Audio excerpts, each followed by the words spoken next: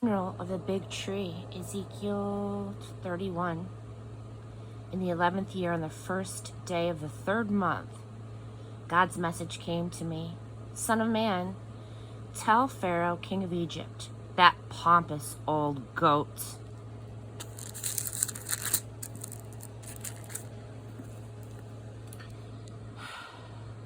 Who do you, astride the world, think that you really are?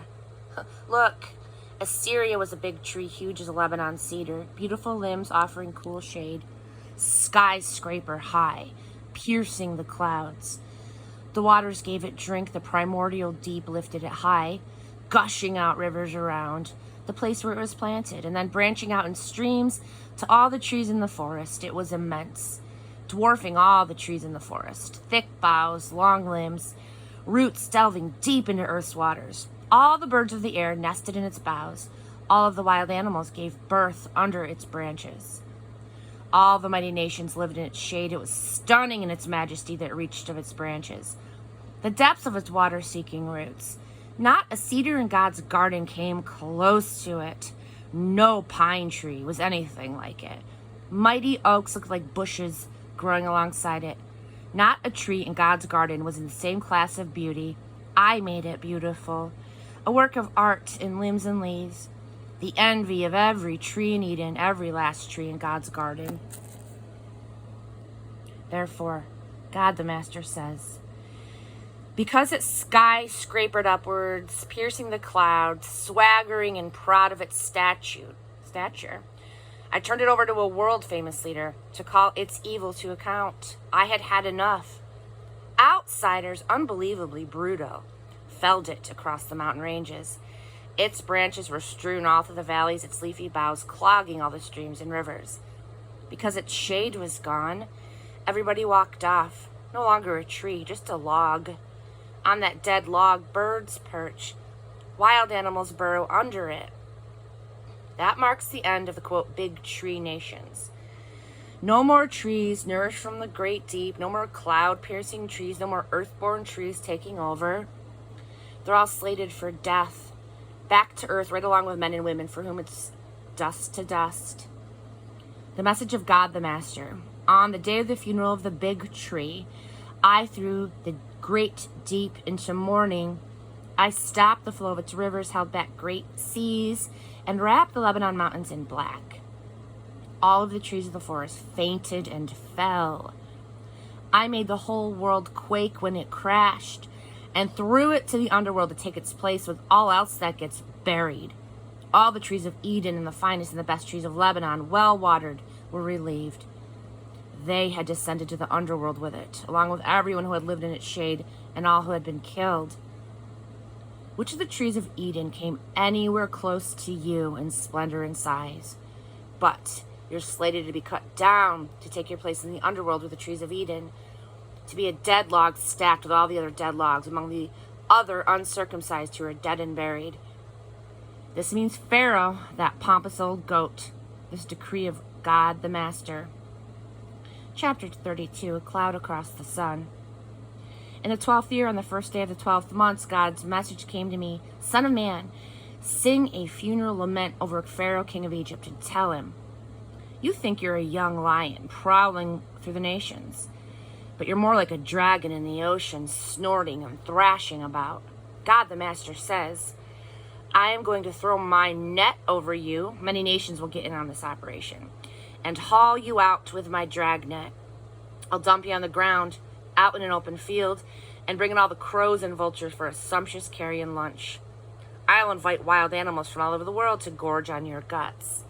I'll scatter hunks of your meat in the mountains and strew your bones in the valleys.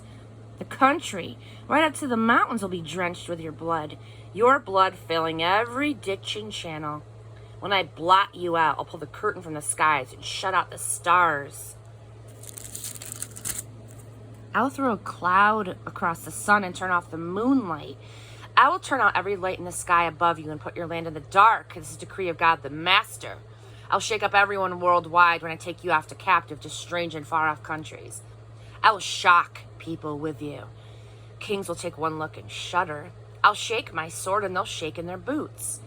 On the day you crash, they'll tremble, thinking, That could be me, to lay your pride low.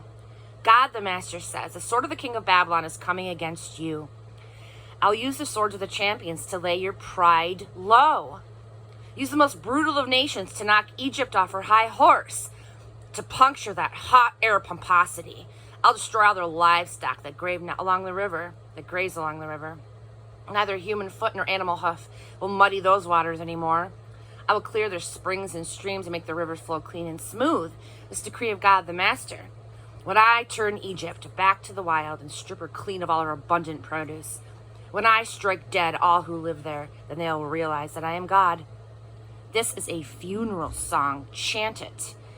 Daughters of the nations, chant it. Chant it all over Egypt for the death of its pomp. This decree of God the Master. In the 12th year, on the 15th day of the first month, God's message came to me.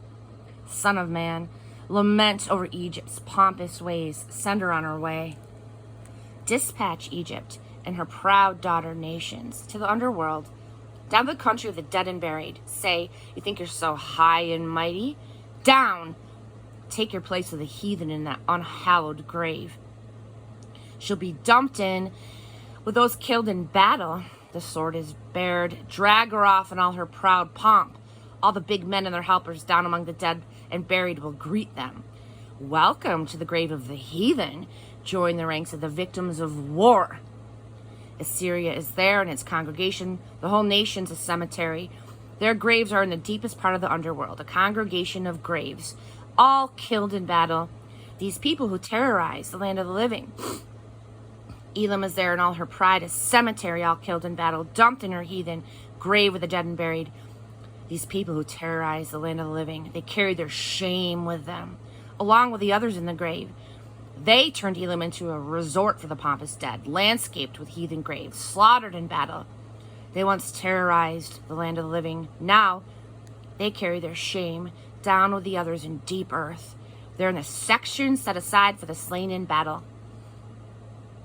Meshech Tubal is there in all her pride, a cemetery in uncircumcised ground, dumped in with those slaughtered in battle, just deserts for terrorizing the land of the living. Now they carry their shame down with the others in deep earth. They're in the section set aside for the slain. They're segregated for the heroes, the old-time giants who enter the grave in full battle dress, their swords placed under their heads and their shields covering their bones, those heroes who spread terror through the land of the living. And you, Egypt, you'll be dumped into a heathen grave, along with all the rest in a section set aside for the slain. Edom is there with her kings and princes. In spite of her vaunted greatness, she is dumped into a heathen grave with the others headed for the grave. The princes of the north are there, the whole lot of them, and all the Sidonians who carried their shame to their graves. All of that terror they spread with their brute power, dumped in unhallowed ground with all those killed in battle, carrying their shame with the others headed for deep earth. Pharaoh will see them all, and pompous old goat that he is, take comfort in the company he'll keep. Pharaoh and his slaughtered army, this decree of God the Master. I used him to spread terror in the land of the living, and now I'm dumping him in heathen ground with those killed by the sword. Pharaoh and all of his pomp, this decree of God the Master.